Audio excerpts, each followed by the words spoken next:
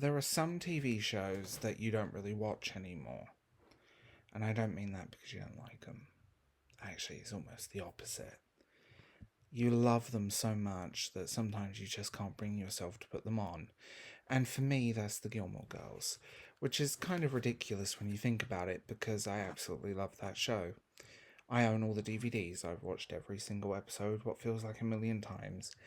I know what's going to happen, I know the characters, I know the jokes, I know the music, I know Stars Hollow. I've basically lived in this little fictional town at various points in my life, and yet I can't really watch them because unfortunately Gilmore Girls reminds me far too much of my mum and my relationship with her. And that's actually a really strange thing to realise about a television show. Because when you first watch something like that, you don't necessarily think about what's going to mean to you 20 years later. You're just watching a television show. You're watching Lorelai and Rory talk approximately 20,000 words a minute. You're watching Luke be miserable about everything. You're watching Emily and Richard have their endless battles with Lorelai.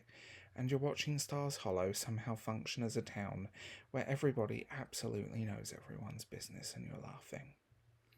And at some point you realise that those things become attached to your own life.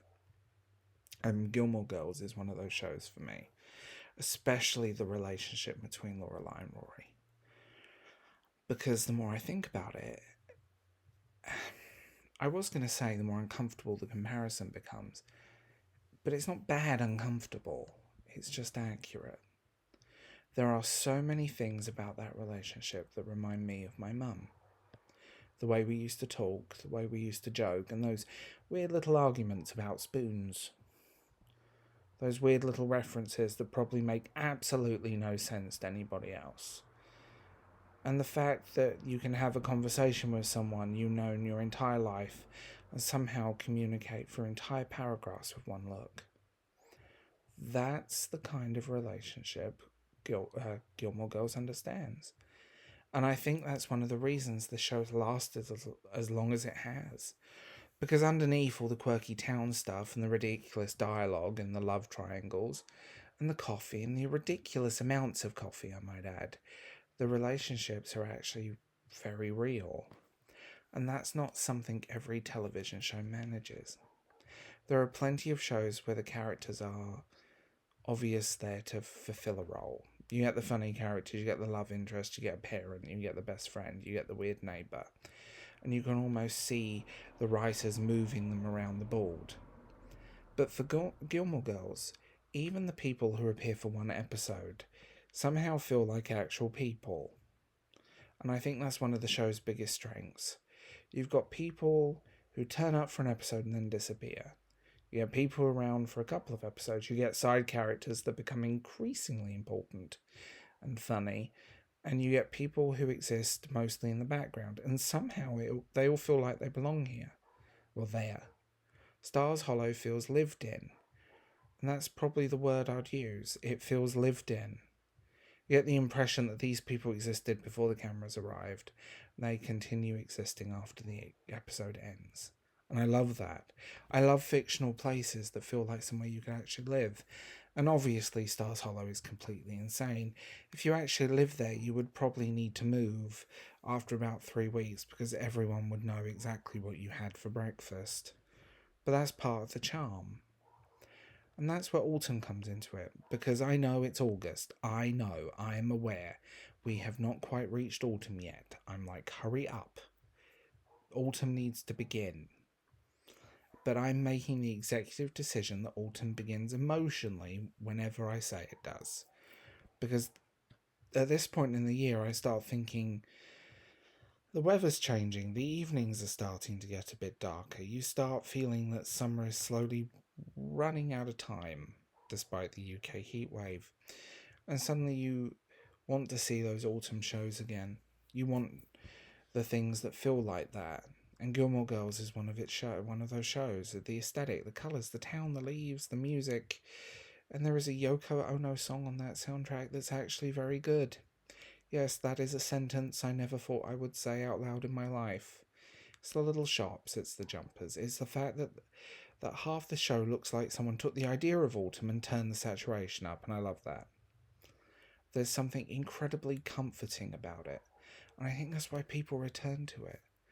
Because sometimes you don't actually want something new. Sometimes you just want to discover a new TV show. Sometimes you definitely don't want to.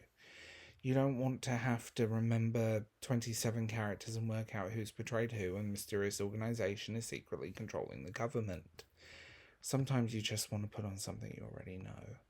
You can hear the opening music, you can see the first shot, and your brain goes, oh, we're here again. I know this place, I know those people, I know what's going to happen, and that's comforting. It's basically a television security blanket, and Gilmore Girls is probably good at that. It's intelligent without constantly needing to remind you it's intelligent. The dialogue is fast, but it doesn't feel like every character is standing there delivering a TED talk. The humour is weird. Sometimes it's incredibly specific, and other times it's just ridiculous. Sometimes there's a joke burnt into the conversation that you don't notice the first time, and sometimes the characters talk so quickly that you watch an episode 5 years later and suddenly notice something you've never seen before. That's another reason I like rewatching it. It's one of those shows where you have to watch the episode 10 times and still catch something. Then you got the characters. I mean, Luke. Luke is Luke. The man has apparently dedicated his life to being annoyed, and somehow we love him for it. And that's the thing. Luke works because he's not just a grumpy guy. He's not just the diner owner. He's got his own history, his own relationships, his own frustrations. And you gradually understand why he is the way he is. And then there are so many other characters. Rory, she's not just the smart daughter. Lorelai is not just the quirky mother. Emily is just not a difficult grandparent. Richard isn't just the wealthy father. There's a constant messiness to them. And that's what makes them interesting. Even when they're being absolutely infuriating, and sometimes they are, there are definitely moments watching the Gilmore Girls where you're sitting there thinking, why are you doing this? Just talk to each other, please. For the love of God, just communicate. But then again, that's people, that's relationships, that's families. People don't always behave logically in those places, right? People say things they don't mean, and people don't say things they absolutely should say. People make assumptions, they get angry, make up, they don't make up, they disappear, they come back, life happens. And I think Gilmore Girls understands that. That's why the show hits differently when you're older. Because when you're younger, you might watch Rory and think, she's familiar, she reminds me of myself, or people, or someone.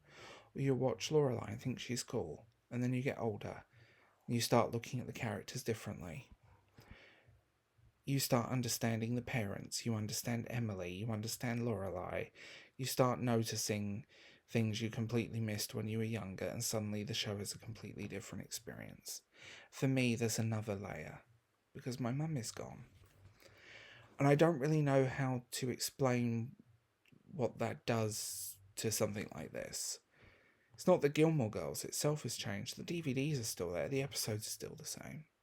Jokes are still the same. Lorelai is still talking at the speed that should require a license. Stars Hollow is still Stars Hollow. Nothing about the show changed. I did. Suddenly, something that used to be comforting can hurt. That's the strangest thing about grief. You don't necessarily lose the things you love. Sometimes you lose the ability to experience them in the same way. And that's why I haven't been able to watch Gilmore Girls. Because I know what I'm going to see. I know what I'm going to hear. I know that I'm going to start thinking about my mum. There are certain shows that you can just watch, and there are other shows that you know exactly where your mind is going to go. And Gilmore Girls is one of those for me. I don't think that means I'll never watch it again. Quite the opposite. Eventually I'm going to rewatch it again because it's brilliant. Maybe that's what this video is really about, coming back to things, because I think we spend a lot of time talking about discovering new things, books, movies, television shows, music, games. Everything has to be new and shiny. But there's something really nice about going back. Going back to things you love, going back to things you watched when you were younger, games you haven't played in 20 years, going back to books you haven't opened since you were 17.